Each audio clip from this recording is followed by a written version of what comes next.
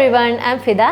ഞാൻ ആലപ്പുഴ മെഡിക്കൽ കോളേജിലെ final year MBBS student ആണ്. ഈ വീഡിയോ എന്ന് പറയുമ്പം നമ്മൾ നീറ്റ് എക്സാമിൻ്റെ അന്ന് എക്സാം ഹാളിൽ കയറുമ്പം എന്തൊക്കെ ശ്രദ്ധിക്കണം എന്നുള്ള കാര്യങ്ങളാണ്. നമ്മൾ വളരെ കെയർലെസ് ആയി ഉണ്ടാക്കുന്ന കുറേ മിസ്റ്റേക്സ് ഉണ്ടാവാറുണ്ട്. കുറേ കുട്ടികൾക്ക് ചിലപ്പം നമ്മൾ ആ ഡ്രോപ്പ് ചെയ്ത ആൾക്കാരാണെങ്കിൽ ആ ഒരു വർഷം തന്നെ ആ ചെറിയൊരു മിസ്റ്റേക്ക് കാരണമൊക്കെ പോകും. അപ്പോൾ നിങ്ങൾ കുറേ കാര്യങ്ങൾ ഓർത്ത് വെക്കേണ്ടതുണ്ട്. ചെറിയ ചെറിയ കാര്യങ്ങളാവാം, നമുക്ക് പറയുമ്പോൾ അത് ചെറിയ ചെറിയ കാര്യങ്ങളായി തോന്നും. പക്ഷേ നമ്മളത് എക്സാമിൻ്റെ അന്ന് വരുമ്പോഴേക്കും അത് ഭയങ്കര ഇമ്പോർട്ടൻ്റ് ആയിട്ടുള്ള കാര്യമാണിത്. അപ്പോൾ ഇത്രയും ചെറിയ കാര്യങ്ങളാണെങ്കിലും നിങ്ങൾ ഇതൊക്കെ ഒന്ന് ഓർത്ത് വെച്ചാൽ കൊള്ളാം. അപ്പോൾ ഫസ്റ്റ് കാര്യം എന്താണെന്ന് വെച്ചാൽ നമുക്ക് കുറേ സാധനങ്ങൾ ഉണ്ട്. ഇപ്പം നീറ്റിനിപ്പം എക്സാം ഹാളിൽ കയറുന്ന സമയത്ത് നമ്മൾ കുറേ കാര്യങ്ങൾ ക്യാരി ചെയ്യണം നമ്മുടെ കയ്യിൽ. ഇപ്പം അഡ്മിറ്റ് കാർഡ്, പിന്നെ നമ്മൾ പറയുമ്പോൾ passport size photo, post card size photo, അങ്ങനെ കുറേ സാധനങ്ങൾ നമ്മൾ ക്യാരി ചെയ്യണം. അപ്പോൾ അതിൻ്റെ വേറൊരു വീഡിയോ നമ്മൾ ചെയ്യുന്നുണ്ട്. സോ അങ്ങനത്തെ സാധനങ്ങളൊക്കെ നമുക്ക് എന്തൊക്കെ നമ്മൾ ഹാളിലേക്ക് കൊണ്ടുപോകണം, എക്സാം ഹാളിലേക്ക് എടുക്കണം എന്നുള്ളതൊക്കെ നമ്മൾ തലേന്നേ ഒന്ന് എടുത്ത് വെച്ചാൽ കൊള്ളാം.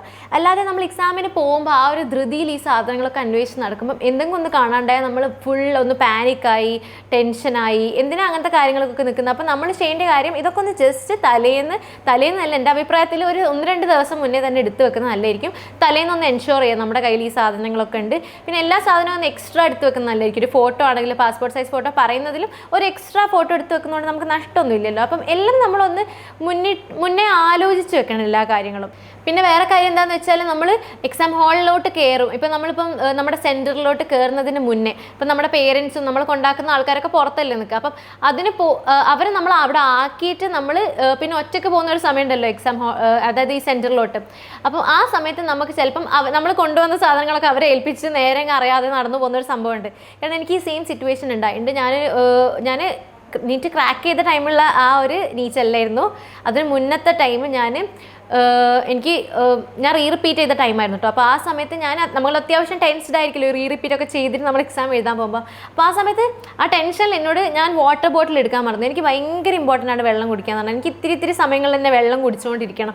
അപ്പോൾ സംഭവം എന്താണെന്ന് വെച്ചാൽ ഞാൻ വെള്ളം എടുക്കാൻ മറന്നുപോയി എക്സാം ഹാളിലോട്ട്. അപ്പോൾ എൻ്റെ ഹാളെന്ന് പറഞ്ഞാൽ ഇപ്പം എൻ്റെ പേരൻസ് ഇവിടെ ആക്കിയതാണെങ്കിൽ ഈ സെൻറ്ററിലോട്ട് കുറച്ച് ദൂരമുണ്ട്. എന്ന് വെച്ചാൽ ഒരു കുന്ന് കയറുന്ന പോലെ ഇങ്ങനെ നടന്നു പോകണം.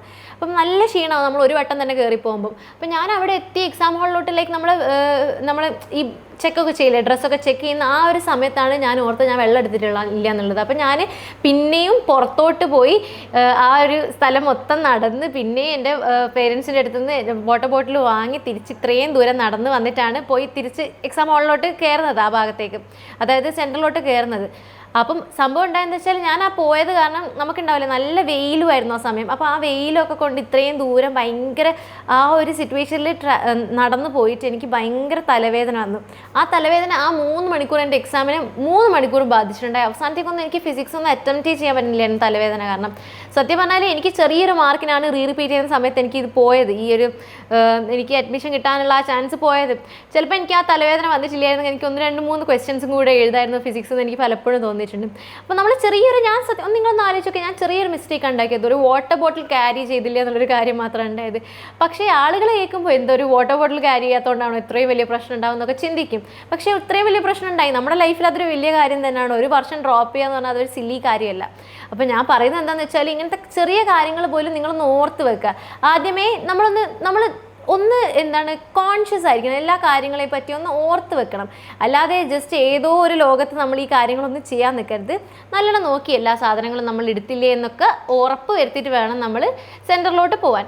അതൊന്നാമത്തെ കാര്യം. പിന്നെ ഞാനിപ്പോൾ പറഞ്ഞ പോലെ വാട്ടർ എന്ന് വെച്ചാൽ കുറേ പേർക്ക് വെള്ളം നന്നായി കുടിക്കേണ്ട ഒരു ആവശ്യമാണ്. നമ്മൾ എക്സാം ഹാളിലോട്ട് കയറുമ്പം നമുക്ക് വെള്ളം കുടിച്ചാലൊരു ഹൈഡ്രേഷൻ കിട്ടും. അപ്പോൾ നമുക്ക് ചില ആൾക്കാർക്ക് ഭയങ്കര സീനാണ്, എന്ന് വെച്ചാൽ വെള്ളം കുടിച്ചിട്ടില്ലെങ്കിൽ തല വർക്ക് ചെയ്യില്ല, അങ്ങനത്തെ ഫീലിംഗ് ഒക്കെ ഉണ്ട്. എനിക്ക് അങ്ങനെയായിരുന്നു. അപ്പോൾ നിങ്ങൾക്ക് അങ്ങനത്തെ ഒരു സംഭവം ഉണ്ടെങ്കിൽ നിങ്ങൾ മാക്സിമം നിങ്ങൾ വെള്ളം കൊണ്ടുപോകാൻ ശ്രമിക്കുക. വെള്ളം ഇങ്ങനെ നമ്മൾ ട്രാൻസ്പെറൻറ്റ് ബോട്ടിൽ കൊണ്ടുപോകാൻ നമുക്ക് അതിനുള്ള പെർമിഷൻ ഉണ്ട്. അപ്പം നമ്മൾ അങ്ങനത്തെ രീതിയിൽ വെള്ളം കൊണ്ടുപോകാൻ നോക്കുക. അപ്പം അങ്ങനത്തെ രീതിയിൽ നമ്മൾ വെള്ളമൊക്കെ കൊണ്ടുപോയി നമ്മളൊരു ഹെൽത്തിനെ നല്ലതായി സൂക്ഷിച്ച് നോക്കിയിട്ട് എക്സാം എഴുതാൻ നോക്കുക. പിന്നെ പറയാനുള്ള കാര്യം എന്താണെന്ന് വെച്ചാൽ നിങ്ങളിപ്പം വീടൊക്കെ ദൂരെയാണെന്ന് വെച്ചോ, ഇപ്പം ചില ആൾക്കാർക്ക് കിട്ടുന്ന സെൻറ്റർ കുറച്ച് ദൂരത്തായിരിക്കും. അപ്പോൾ അങ്ങനത്തെ ആളുകളൊക്കെ തലേന്നേ ഈ സെൻറ്ററിന് അടുത്തോട്ട് വന്നിട്ട് സ്റ്റേ ചെയ്യാൻ നോക്കുക, അല്ലെങ്കിൽ രാവിലെ തന്നെ വേഗം ഇറങ്ങാൻ നോക്കുക, അങ്ങനെയൊക്കെ ചെയ്യുക. കാരണം നമുക്ക് എക്സാം ഡേൻ്റെ അന്ന് വലിയൊരു ട്രാവൽ എന്നൊക്കെ പറയുമ്പോൾ ഭയങ്കര ബുദ്ധിമുട്ടാണ്. അതും എക്സാം തുടങ്ങുന്നതിൻ്റെ കുറച്ച് മുന്നേ അതായത് എക്സാം തുടങ്ങുന്നതിൻ്റെ ഒരു കുറച്ച് മുന്നേ ട്രാവൽ ചെയ്യാന്നൊക്കെ പറയുമ്പം നമുക്ക് തീരെ പറ്റില്ല. കാരണം ആ ട്രാവലിംഗ് കഴിഞ്ഞ് പിന്നെ എക്സാം 3 മണിക്കൂർ വന്ന് ഒറ്റയടിക്ക് എഴുതാന്നൊക്കെ പറഞ്ഞാൽ കുറച്ചൊരു ബുദ്ധിമുട്ടായിട്ടുള്ള കാര്യം. അപ്പം നമ്മൾ ചെയ്യേണ്ടത് എന്താണെന്ന് വെച്ചാൽ മാക്സിമം നമ്മൾ വളരെ ദൂരമുള്ള സ്ഥലമാണെങ്കിൽ നമ്മൾ മാക്സിമം എവിടെയെങ്കിലും നല്ലൊരു സ്ഥലത്ത് നമുക്ക് അറിയുന്ന ആളുകൾ ബന്ധു വീട്ടുകളുണ്ടെങ്കിലോ അല്ലെങ്കിൽ ഒരു നല്ല സ്ഥലത്ത് സ്റ്റേ ചെയ്യാൻ നോക്കുക. സ്റ്റേ ചെയ്തിട്ട് എൻ്റെ ഒരു അഭിപ്രായത്തിൽ നല്ല ഏതെങ്കിലും സ്ഥലം നോക്കി സ്റ്റേ ചെയ്താൽ മതി. മോർ ദാൻ നമ്മളിപ്പോൾ ബന്ധുക്കാരുടെ വീട്ടിലൊക്കെ പോയി സ്റ്റേ ചെയ്യുന്നതിലും നല്ലത് ഇങ്ങനെ എവിടെയെങ്കിലും നമ്മൾ കുറച്ച് ലോൺലിനെസ് കിട്ടും. അല്ലാണ്ട് നമ്മൾ പറയുന്ന ആളുകളുടെ വീട്ടിലൊക്കെ പോയി നമുക്ക് എക്സാമിൻ്റെ തലേന്ന് നമ്മുടെ ആ ഒരു മൂഡ് തന്നെ പോകും, നമ്മൾ വേറൊരു മൂഡിലോട്ടാവും. അപ്പം കുറച്ചും കൂടെ നമ്മൾ എവിടെയെങ്കിലും സ്റ്റേ ഒക്കെ നോക്കി അവിടെ പോയി നിൽക്കുന്നതായിരിക്കും നല്ലത്. അതാകുമ്പോൾ നമുക്ക് ട്രാവൽ ചെയ്തിട്ടുള്ള ക്ഷീണം ഉണ്ടാവില്ല, അല്ലെങ്കിൽ തന്നെ നമ്മൾ മെൻ്റലി അത്ര നല്ലൊരു ഇതിലല്ലല്ലോ ഉണ്ടാവുക.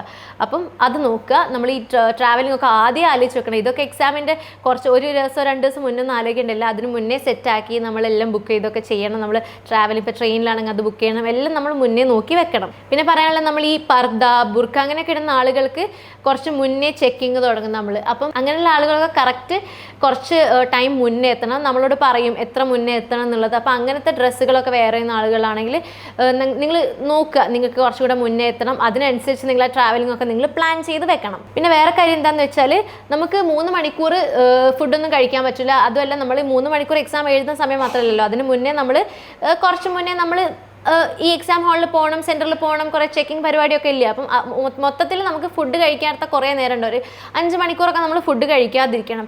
അപ്പോൾ അത്രയും സമയം നമുക്ക് കഴിക്കാതിരിക്കാനുള്ള ആ ഒരു നമ്മുടെ ബോഡിക്ക് ആ ഒരു സ്ട്രെങ്ത് കൊടുക്കണം. നമ്മൾ നന്നായി കഴിക്കണം എക്സാമിന് പോകുന്നതിന് മുന്നേ. അപ്പോൾ ആ എക്സാം ഡേൻ്റെ രാവിലെ തന്നെ നല്ലതായി ഫുഡ് കഴിക്കാൻ നോക്കുക. നിങ്ങൾക്ക് ആങ്സൈറ്റി ഉണ്ടാവും എന്ന് എനിക്കറിയാം, നല്ല സ്ട്രെസ്ഡ് ആയ ഡേ ആയിരിക്കും. അപ്പം ഫുഡ് കഴിക്കുന്നത് വളരെ കുറവായിരിക്കും. നിങ്ങൾ നോക്കേണ്ട ഒരു കാര്യം, തലേന്ന് നല്ല ഫുഡ് നിങ്ങൾ ഓപ്റ്റ് ചെയ്ത് വെക്കുക. അന്നത്തെ ദിവസം രാവിലെ എന്ത് കഴിക്കണം എന്നുള്ളതും, അതുപോലെ തന്നെ വയറിളക്കുന്ന ടൈപ്പ് ഫുഡ്, പുറത്തുനിന്നുള്ള ഫുഡ്, അതൊക്കെ തലേന്നും അന്നത്തെ ദിവസം രാവിലെ ഒക്കെ കഴിക്കാതെ മാക്സിമം നോക്കാം. മാക്സിമം വീട്ടിൽ നിന്നുള്ള നല്ല ന്യൂട്രീഷ്യസ് ആയിട്ടുള്ള ഫുഡ് കഴിക്കാൻ നോക്കാം, നല്ല എനർജി തരുന്ന ഫുഡ് കഴിക്കാൻ നോക്കുക. നിങ്ങൾക്കിപ്പോൾ ഫുഡ് കഴിക്കാൻ എന്താ ബുദ്ധിമുട്ടുണ്ടെങ്കിൽ അതിൻ്റെ ഓൾട്ടർനേറ്റീവ് ആയിട്ടുള്ള എന്തെങ്കിലും സാധനങ്ങളൊക്കെ നിങ്ങൾ അങ്ങനത്തെ എന്തെങ്കിലും ആളുകളാണെങ്കിൽ, ഇപ്പം ചില ആളുകൾക്ക് ഭയങ്കര ഷുഗർ കുറഞ്ഞു പോകുന്ന ആളുകളൊക്കെ ഉണ്ട്. അങ്ങനത്തെ എന്തെങ്കിലും സ്പെഷ്യൽ കണ്ടീഷൻസ് ഉണ്ടെങ്കിൽ നിങ്ങൾ അങ്ങനത്തെ രീതിയിലുള്ള ഫുഡൊക്കെ നിങ്ങൾ കരുതി വെക്കണം. ഇപ്പം എനിക്ക് ചിലപ്പം ഷുഗർ ഇങ്ങനെ കുറയുന്ന പോലെ ഫീൽ ചെയ്യും. അപ്പം ഞാനിങ്ങനെ ചോക്ലേറ്റ് കഴിച്ചാൽ എനിക്ക് മാറാറുണ്ട്. അപ്പം നമുക്ക് പോകുന്ന വഴിക്ക് ചോക്ലേറ്റ് ഒക്കെ ഒന്ന് കരുതിയാൽ നമുക്ക് ട്രാവൽ ചെയ്യുന്ന സമയത്ത് അങ്ങനെ എന്തെങ്കിലും ഒരു തളർച്ച പോലെയൊക്കെ വരികയാണെങ്കിൽ നിങ്ങൾ അങ്ങനത്തെ എന്തെങ്കിലും ക്യാരി ചെയ്താൽ നല്ലതായിരിക്കും. അതുപോലെ തന്നെ ഫുഡ് കഴിക്കുന്നത് കുറക്കരുത്. ഇഫ് നിങ്ങൾക്ക് അങ്ങനെ ആങ്സൈറ്റി റിലേറ്റഡ് ഇഷ്യൂസ് ഉണ്ടെങ്കിൽ ചെറിയ സോഫ്റ്റ് ആയിട്ടുള്ള എന്തെങ്കിലും ചെറിയ ഫുഡ്, ലിക്വിഡ് ആയിട്ടുള്ള ഫുഡ്, അങ്ങനത്തെ സാധനങ്ങളൊക്കെ കഴിക്കാൻ മാക്സിമം നോക്കുക. എന്തായാലും കഴിക്കാതെ പോയത്, കാരണം നമുക്ക് എനർജി ഉണ്ടെങ്കിൽ നമ്മുടെ ബ്രെയിൻ വർക്ക് ചെയ്ത് നമ്മൾ എഴുതാൻ പറ്റും. നിങ്ങളൊരു കാര്യം മനസ്സിലാക്കണം, നിങ്ങളൊരു വർഷം ഇതിനു വേണ്ടി പഠിക്കുന്ന ആളുകളായിരിക്കും, 1, 2, 3 വർഷമൊക്കെ ഇതിനു വേണ്ടി പഠിക്കുന്ന ആളുകളായിരിക്കും. അപ്പോൾ നിങ്ങൾ ഇത്രയും വർഷത്തിന് അതിനൊരു ജസ്റ്റിസ്, അതായത് ഇത്രയും വർഷം നിങ്ങൾ പഠിച്ചിട്ട് അവസാനം ഈ ഒരു ദിവസം നിങ്ങളൊരു ഫുഡ് കഴിക്കാണ്ട് കൊണ്ടുപോയി ഫ്ലോപ്പ് ചെയ്തുള്ളൊരു അവസ്ഥ ആലോചിച്ച് നോക്കി. അപ്പം അതാണ് പറഞ്ഞത്. അപ്പം നമ്മൾ ഇത്രയും മര്യാദയ്ക്ക് പഠിച്ചില്ല. അപ്പം ഒരു ദിവസം നന്നായി കെയർ ചെയ്ത് നിങ്ങളുടെ ബോഡിയെയും മെൻ്റൽ ഹെൽത്തിനെയും ഒക്കെ കെയർ ചെയ്ത് ബ്രെയിനൊക്കെ കെയർ ചെയ്ത് നമ്മൾ എക്സാം ഹോളിൽ കയറ്റിയിട്ട് ഇറക്കേണ്ടതാണ്. സോ അതൊക്കെ നന്നായി സൂക്ഷിക്കുക. പിന്നെ പറയാനുള്ളത് സ്ട്രെസ്സിനെ പറ്റിയാണ്. സ്ട്രെസ്സിനെ പറ്റി ഞാൻ എത്ര പറഞ്ഞാലും നിങ്ങൾക്ക് പോകുമെന്ന് പോലും എനിക്കറിയില്ല. പക്ഷേ പറയാനുള്ള കാര്യം ഞാൻ നേരത്തെ പറഞ്ഞതുപോലെ തന്നെ നമ്മൾ ഇത്രയും കൊല്ലം ഇതിന് വേണ്ടിയിട്ട് പ്രിപ്പയർ ചെയ്തതാണ്. അപ്പം നമ്മൾ ഇത്രയും നമ്മുടെ ഒരു ലൈഫിൻ്റെ ഒരു പാർട്ട് തന്നെ നമ്മൾ ഇതിന് വേണ്ടിയിട്ട് പ്രിപ്പറേഷന് വേണ്ടി എടുക്കുന്നുണ്ടെങ്കിൽ എന്തിനാണ് നമ്മൾ ആ ഒരു ദിവസത്തെ അനാവശ്യമായ സ്ട്രെസ്സ് കാരണം ഒരു ചാൻസ് നമ്മൾ നഷ്ടപ്പെടുത്തുന്നത്?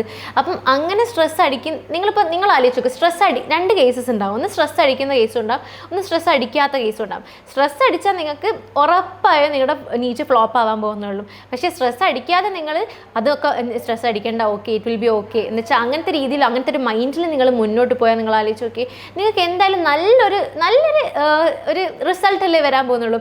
അത് കിട്ടൂലേ എന്നുള്ളതൊന്നും ചിന്തിച്ചിരിക്കരുത്. അതെന്തായാലും അത് പ്യോർലി ഫെയ്റ്റ് ആണ്. അതൊക്കെ വിധിക്ക് വിട്ടുകൊടുക്കണം. നമ്മൾ നമ്മുടെ കടമ നന്നായി ചെയ്യാം. നമ്മൾ പഠിച്ചു, നമ്മൾ നന്നായി നമ്മുടെ മാക്സിമം നോക്കി.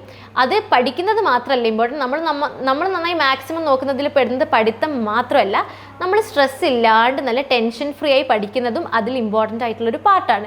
സോ അത് നിങ്ങൾ നോക്കണം. പിന്നെ വേറൊരു കാര്യം എന്താണെന്ന് വെച്ചാൽ, നമ്മൾ ഈ എക്സാമിനേഷൻ ഹാളിൽ കയറുന്നതിൻ്റെ ആ ഒരു നമ്മുടെ സെയിം സെൻറ്റർ കിട്ടുന്ന നമ്മുടെ ഫ്രണ്ട്സ് ഉണ്ടാവും, മേ ബി നമ്മുടെ റിലേറ്റീവ്സ് ഉണ്ടാവും, കസിൻസ് ഉണ്ടാവും, നമ്മുടെ നൈബേഴ്സ് ഉണ്ടാവും, പിന്നെ കുറേ പേര് നമുക്ക് അറിയുന്ന ആളുകൾ ചിലപ്പം നമ്മുടെ ആ സെയിം സെൻറ്ററിലുണ്ടാവും. അങ്ങനത്തെ ആളുകളുണ്ടെങ്കിൽ മാക്സിമം അവരോട് ദേഷ്യം ഉണ്ടായിട്ടൊന്നുമില്ല, പക്ഷേ മാക്സിമം അവരുടെ അടുത്ത് പോയി കുറേ നേരം സംസാരിച്ച് നമ്മുടെ എനർജി പോക്കാതിരിക്കാൻ നോക്കുക. നമുക്ക് അവരെ ചിലപ്പോൾ ഇഷ്ടമായിരിക്കും, അവരോട് സംസാരിക്കാൻ ഇഷ്ടമായിരിക്കും. ഒന്നാമത്തെ കാര്യം നമ്മൾ കുറേ സംസാരിച്ചാൽ നമ്മുടെ എനർജി പോകും. രണ്ടാമത്തെ കാര്യം എന്താ വെച്ചാൽ നമ്മൾ ഒരു എക്സാം എഴുതാൻ പോകും, ഒരു വലിയൊരു കാര്യം ചെയ്യാൻ പോവാണ്. അപ്പം അതിൽ ഇമ്പോർട്ടൻ്റ് ആയിട്ടുള്ള പ്രയോറിറ്റി അല്ല നമുക്ക് അവരോട് സംസാരിക്കുക എന്നുള്ളത്.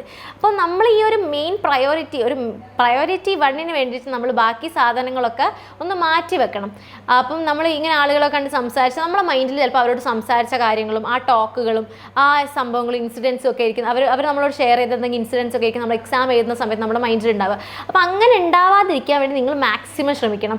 നമ്മൾ അവരോട് സംസാരിക്കുക, ഒരു ഹായ് ബൈ, അത് ആ ഒരു ലെവലിൽ നമ്മൾ കീപ്പ് ചെയ്യണം ആരെ കണ്ടാലും. ബിക്കോസ് ഞാൻ പോയി എക്സാമിനേഷൻ സെൻറ്റേഴ്സിലൊക്കെ ഓൾമോസ്റ്റ് എനിക്ക് അറിയുന്ന 1-2 പേര് എന്തായാലും ഉണ്ടാവുമായിരുന്നു. അപ്പം ഞാനൊക്കെ എന്താ ചെയ്തിരുന്നത് വെച്ചാൽ ജസ്റ്റ് ഒരു ഹായ് പറഞ്ഞു, ഓക്കെ, അങ്ങനത്തെ ഒരു നോർമൽ ടോക്കിൽ അങ്ങോട്ട് ഒതുക്കുമായിരുന്നു എല്ലാം. ആരോടും ദേഷ്യം ഉണ്ടായിട്ടൊന്നുമില്ല. നമുക്ക് ഇമ്പോർട്ടൻ്റ് എപ്പോഴും നമ്മളൊന്ന് ഓർക്കണം. പിന്നെ വേറെ കാര്യം, ഇത് ആക്ച്വലി എക്സാമിനേഷൻ്റെ തലേന്നോ അല്ലെങ്കിൽ അന്നോ ഒന്ന് ഡിസൈഡ് ചെയ്യേണ്ട കാര്യമല്ല. എന്നാലും ഞാൻ നിങ്ങളുടെ അടുത്ത് പറയാം, ഇപ്പോഴും നിങ്ങൾ ഡിസൈഡ് ചെയ്തിട്ടില്ലെങ്കിൽ നിങ്ങൾ ഡിസൈഡ് ചെയ്യണം. ത്രൂ മോക്ക് ടെസ്റ്റ് ഒക്കെ നിങ്ങൾക്കത് മനസ്സിലാവേണ്ടതാണ്. നമ്മൾ ഏത് ഓർഡറിലാണ് എക്സാം അറ്റൻഡ് ചെയ്യേണ്ടതെന്ന്. അതായത് ബയോളജി ആണോ ഫസ്റ്റ് എഴുതേണ്ടത്, ഫിസിക്സ് ആണോ ഫസ്റ്റ് എഴുതേണ്ടത്, ചില ആൾക്കാർ കെമിസ്ട്രിയിൽ എഴുതും. അപ്പോൾ ഏത് സബ്ജക്റ്റാണ് ഫസ്റ്റ് എഴുതേണ്ടത് നമ്മൾ എന്തായാലും ഫസ്റ്റ് ഡിസൈഡ് ചെയ്ത് വെക്കണം. അല്ലാതെ എക്സാമിനേഷൻ ഹാളിൽ പോയിട്ട് ആലോചിച്ച് പുതിയൊരു ഓർഡർ ഉണ്ടാക്കുന്നില്ല ചെയ്യേണ്ടത്. ഇനിയിപ്പോൾ നിങ്ങളിപ്പം ഒരു ഓർഡറിൽ നിങ്ങൾ ഓൾറെഡി ചെയ്തു പോകുന്ന വെച്ചോ, അപ്പോൾ ബയോളജി എഴുതുന്ന ആളുകളാണെന്ന് വെച്ചാൽ നിങ്ങൾ first, second chemistry, third physics അങ്ങനെയാണ് എഴുതുന്നതെന്ന് വെച്ചോ. അവിടെ പോയിട്ട് ചിലപ്പോൾ എക്സാമിനേഷൻ ഒരു ചെറിയൊരു ഫസ്റ്റ് ക്വസ്റ്റ്യൻ ആ ബയോളജിൻ്റെ ടഫായെന്ന് വെച്ചോ, നിങ്ങൾ ഒരിക്കലും അത് വിചാരിച്ച് ബയോളജി അവസാനം കൊണ്ടുപോയി എഴുതിയിട്ട് ഫിസിക്സിന് ആദ്യമൊന്നും ആക്കരുത്. കാരണം നിങ്ങൾ അതിനോട് അഡാപ്റ്റ് ആയിട്ടില്ല ഇതുവരെ. ബയോളജി എഴുതിയാണ് നിങ്ങൾക്ക് ശീലം, അപ്പോൾ നിങ്ങൾ ബയോളജി തന്നെ എഴുതുക. അത് ചിലപ്പോൾ 1-മത്തെ 2-മത്തെ ചിലപ്പോൾ ഒരു ആദ്യത്തെ 5 ക്വസ്റ്റ്യൻ അങ്ങനെ ആയിരിക്കും. അത് വിചാരിച്ച് ലാസ്റ്റത്തെ പിന്നെ എത്ര ക്വസ്റ്റ്യൻ നിങ്ങൾക്ക് ബാക്കി കിടക്കുന്നത് 85 ക്വസ്റ്റ്യൻസ് മോർ ഉണ്ട്. അപ്പോൾ 85 ക്വസ്റ്റ്യൻസ് ഈസി ആണെങ്കിലോ. അപ്പോൾ നമ്മൾ അങ്ങനെ നമ്മൾ ഒരു സാധനത്തിന് ജഡ്ജ് ചെയ്യരുത് ആദ്യത്തെ ഒരു 5 ക്വസ്റ്റ്യൻ വെച്ചിട്ടൊന്നും. അപ്പം നമ്മൾ ഇനിയിപ്പോൾ ടഫാണ്, ആദ്യത്തെ ക്വസ്റ്റ്യൻസ് അല്ല, മൊത്തത്തിൽ നിങ്ങൾക്ക് ടഫാണെങ്കിൽ നിങ്ങൾ ആ ഓർഡർ കീപ്പ് ചെയ്യാൻ മാക്സിമം നോക്കണം. കാരണം നിങ്ങളെ ബ്രെയിൻ അങ്ങനെയാണ് നിങ്ങൾ എന്താക്കി കൊണ്ടുവന്നത്. നിങ്ങളൊരു ഓർഡർ ഡിസൈഡ് ചെയ്തിട്ടുണ്ടെങ്കിൽ നിങ്ങളുടെ ബ്രെയിന് നിങ്ങൾ അതിനനുസരിച്ചാണ് നിങ്ങൾ പ്രാക്ടീസ് ചെയ്ത് കൊണ്ടുവന്നത്. അപ്പം ഓർഡർ തെറ്റിക്കാതിരിക്കുക. ഇനിയിപ്പോൾ ഓർഡർ ഇല്ലാത്ത ആൾക്കാരാണെങ്കിൽ എന്തായാലും ഒരു ഓർഡർ നിങ്ങൾ മനസ്സിലാക്കി വെക്കുക. കുറേ മോക്ക് ടെസ്റ്റ് എഴുതി ഒക്കെ നിങ്ങൾക്ക് മനസ്സിലാക്കേണ്ടതാണ്. അവിടെ നിന്ന് ഒരിക്കലും ഡിസൈഡ് ചെയ്യാൻ നിൽക്കരുത് നിങ്ങൾ എങ്ങനെയാണ് എഴുതേണ്ടതെന്നൊക്കെ. എനിക്ക് പിന്നെ പറയാനുള്ളത്, പുതിയ ഓർഡറിലേക്ക് പോകരുത്. അത് ഭയങ്കര ഡേഞ്ചറസ് ആയിട്ടുള്ള കാര്യം. ഞാൻ ചെയ്ത കാര്യമാണ്. ഞാൻ ഈ ചെയ്ത തെറ്റ് വലിയൊരു തെറ്റായിരുന്നു. ഞാൻ അവിടെ പോയിട്ട് പുതിയ ഓർഡേഴ്സ് ഉണ്ടാക്കുമായിരുന്നു. അപ്പം അങ്ങനെയൊന്നും ചെയ്യാൻ പാടില്ല. ഓക്കെ. പിന്നെ വേറെ കാര്യം, ഇതങ്ങനെ ആരും അധികം പറഞ്ഞു തരാറില്ല. നമ്മൾ ഈ എക്സാമിനേഷൻ സെൻറ്റേഴ്സിൽ പോകുമ്പോൾ കുറേ ഇൻവിജിലേറ്റേഴ്സ് ഉണ്ടാവും അവിടെ. അപ്പം നമ്മുടെ ഹാളിലൊക്കെ ഉണ്ടാവും. അപ്പം ഈ ഇൻവിജിലേറ്റേഴ്സ് പല സ്വഭാവങ്ങളുണ്ടാകും. ചില ആൾക്കാർ ഭയങ്കര പൊളൈറ്റ് ആയിട്ടുള്ളവരായിരിക്കും, ചില ആളുകൾ ഭയങ്കര എറഗൻ്റ് ആയിട്ടുള്ളവരായിരിക്കും. അപ്പം ഇങ്ങനെ എറഗൻ്റ് ആയിട്ടുള്ള ഇൻവിജിലേറ്റേഴ്സ് ഉണ്ടാകുമ്പം അതൊക്കെ മൈൻഡ് ചെയ്യാതിരിക്കുക. അവർക്ക് ഇമ്പോർട്ടൻ്റ് ആയിട്ടുള്ളൊരു കാര്യമല്ല അവിടെ നടക്കുന്നത്, നമുക്ക് ഇമ്പോർട്ടൻ്റ് ആയിട്ടുള്ളൊരു കാര്യമാണ് അവിടെ നടക്കുന്നത്. ഇപ്പം നീറ്റ് എഴുതി ക്രാക്ക് ചെയ്യുക എന്നുള്ളത് നമ്മുടെ ആവശ്യം, അവരുടെ ആവശ്യമല്ല. അപ്പം നമ്മൾ നോക്കേണ്ടത് അങ്ങനെ പല എറഗൻ്റ് ആയിട്ടുള്ളവരും മോശമായിട്ട് ബിഹേവ് ചെയ്യുന്നവരൊക്കെ നമ്മളെടുത്തുണ്ടാവും. നമ്മൾ അങ്ങനത്തെ ആളുകൾ നമ്മളെടുത്ത് വരുമ്പം നമ്മൾ എന്തെങ്കിലും ഒരു ഉടക്ക് ഇങ്ങനെ നമുക്ക് സ്മെല്ല് ചെയ്യുന്നുണ്ടെങ്കിൽ നമ്മൾ നന്നായി പൊളൈറ്റായിട്ട് അതിനെ ജസ്റ്റ് അങ്ങോട്ട് നമ്മൾ ഒഴിവാക്കണം. കാരണം നമ്മൾ അങ്ങനെ ഒരു പ്രശ്നം ഒരടക്കം ഉണ്ടായിക്കഴിഞ്ഞാൽ നമ്മുടെ ഒരു മൊത്തത്തിലുള്ളൊരു 3 മണിക്കൂറിലെ എക്സാമാണ് അവിടെ പോകുന്നത്. നമുക്കൊരു ക്വസ്റ്റ്യൻ പോലും മര്യാദയ്ക്ക് കോൺസെൻട്രേറ്റ് ചെയ്യാൻ പറ്റണില്ല. നമുക്ക് അവരോട് സംസാരിച്ച് ഉടക്കിയതിന് റിഗ്രറ്റ് ഉണ്ടാവും, അല്ലെങ്കിൽ എന്തെങ്കിലും പറഞ്ഞതിൻ്റെ റിഗ്രറ്റ് ഉണ്ടാവും, അല്ലെങ്കിൽ അവർ നമ്മളെടുത്ത് പറഞ്ഞതിനെ പറ്റി ഓർത്ത് നമ്മൾ അവരെന്താ അങ്ങനെ പറഞ്ഞത് ഒരു ദേഷ്യം ഉണ്ടാവും. ഇങ്ങനത്തെ കാര്യങ്ങളൊക്കെ നമ്മുടെ മൈൻഡിൽ ഇങ്ങനെ കിടക്കും. അപ്പോൾ അതൊക്കെ കിടക്കേണ്ട ഒരു സമയമാണോ ഈ 3 മണിക്കൂർ? അല്ല. ഇനിയിപ്പോൾ നമ്മളൊരു 3 മണിക്കൂർ കഴിഞ്ഞാൽ ചിലപ്പോൾ അവരോട് ഉടക്കിയതൊക്കെ നമ്മളോട് മറന്നു പോകും. അപ്പോൾ ഞാൻ പറഞ്ഞത്, എനിക്ക് അങ്ങനെ ഒരു സിറ്റുവേഷൻ റിപ്പീറ്റ് ചെയ്തിട്ട് ഞാൻ നീറ്റ് ചെയ്യുന്ന സമയത്ത് ഉണ്ടായിട്ടുണ്ടായി. ഒരു ലേഡി ഇൻവിജിലേറ്റർ എൻ്റെ അടുത്ത് ഭയങ്കര പ്രശ്നം ഉണ്ടാക്കിയിട്ടുണ്ടായി. അപ്പം അന്ന് ഞാൻ എന്തൊക്കെയോ തിരിച്ച് പറഞ്ഞിട്ടുണ്ടായി എൻ്റെ ഓർമ്മയിൽ. അങ്ങനെ ചെയ്യേണ്ട ഒരു കാര്യമില്ല. ആ ഒരു സെയിം സമയത്തായിരുന്നു ഞാൻ പറഞ്ഞില്ലായിരുന്നു നേരത്തെ, വാട്ടർ ബോട്ടിൽ വെച്ച് മറന്നുപോയി, എനിക്ക് ഫുൾ തലവേദന വന്ന് എഴുതി നീറ്റതായിരുന്നു. അപ്പോൾ ഇവരോട് ഉടക്കുകയും ചെയ്താടെ. അപ്പോൾ എല്ലാം കൂടെ നീറ്റ് എന്ന് പറയുമ്പോൾ എനിക്കൊരു ഭയങ്കര ഫ്രസ്ട്രേറ്റഡ് ആയിട്ടുള്ള ഒരു എക്സ്പീരിയൻസ് ആയിരുന്നു. അപ്പോൾ അങ്ങനെ ഒന്നും വരുത്താതെ, ഇത് ഇപ്പോൾ ഒന്ന് ഞാൻ തിരിഞ്ഞ് ആലോചിക്കുമ്പം അവരുടെ ആ ഉടക്കിയിട്ട് എനിക്കൊരു കാര്യമില്ലായിരുന്നു. നമുക്ക് അന്നേരം ആ 3 മണിക്കൂർ നോക്കിയിട്ടുണ്ടായിരുന്നെങ്കിൽ ഞാൻ ഒരു വർഷം എനിക്ക് വെറുതെ ഡ്രോപ്പ് ചെയ്യണ്ടായിരുന്നു പിന്നെയും. അപ്പം ഞാൻ പറഞ്ഞു വന്നത് എന്താണെന്ന് വെച്ചാൽ, അങ്ങനത്തെ കാര്യങ്ങളിലൊന്നും വെറുതെ പോയി ഇടപെടാതിരിക്കുക. നല്ല മാക്സിമം എല്ലാവരുടെ അടുത്തും ഒരു മാന്യമായി പെരുമാറാൻ നോക്കുക. അവർ നമ്മുടെ അടുത്ത് മാന്യമല്ലെങ്കിൽ നമ്മൾ അവരുടെ അടുത്ത് മാന്യമായി പെരുമാറാൻ നോക്കുക. അപ്പം ഇത്രയും കാര്യങ്ങളൊക്കെ നിങ്ങൾ സൂക്ഷിച്ചാൽ ഏകദേശം നിങ്ങൾക്ക് നീറ്റിന് ഓൾമോസ്റ്റ് മാക്സിമം കാര്യങ്ങളൊക്കെ കുറക്കാൻ നോക്കുക. ഇങ്ങനത്തെ കാര്യങ്ങളൊക്കെ ഞാൻ പറഞ്ഞ കുറേ കാര്യങ്ങളൊക്കെ ഈ തെറ്റുകളും അങ്ങനത്തെ കാര്യങ്ങളൊക്കെ ഒന്ന് ഒഴിവാക്കാൻ നോക്കുക. അപ്പം ഇങ്ങനെയൊക്കെ നിങ്ങൾ ചെയ്താൽ ഞാൻ മാക്സിമം നന്നായിട്ട് ഒരു പ്രശ്നമില്ലാതെ ആ 3 മണിക്കൂർ നല്ല റിലാക്സ്ഡ് ആയിട്ട് എക്സാം എഴുതി തിരിച്ചു വരാവുന്നതേ ഉള്ളൂ. സോ ഇതൊക്കെ എല്ലാവരും ഒന്ന് ശ്രദ്ധിക്കുക. All the best.